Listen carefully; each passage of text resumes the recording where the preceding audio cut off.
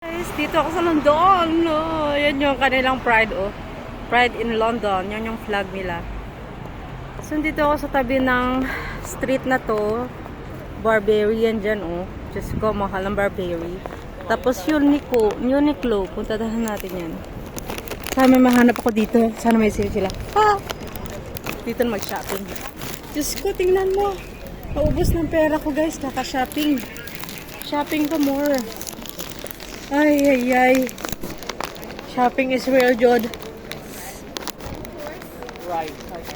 OMG. Ang gaganda, guys. OMG. It's so nice. Gaganda ng mga, casual wear, oh. Ganda, oh. Yan, mga jacket, oh. OMG. Saan kaya yan? Hindi yan tayo dyan. Ganda ng Uniqlo, eh. Hanap tayo ba yung mga towel? Yan dito sila. Towel or stocking. Walang towel. Naghanap ako ng towel. Kasi wala akong towel, guys. Ano kaya yun? Towel at saka stocking. Kasi meron ako doon dress. Eh, malamig dito. Malamig, guys, pag hindi ka mag-stocking.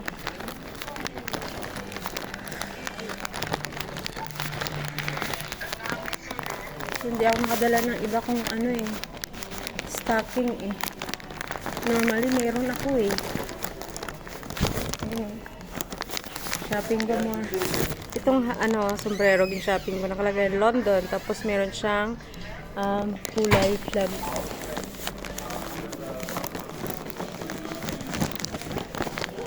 May flag.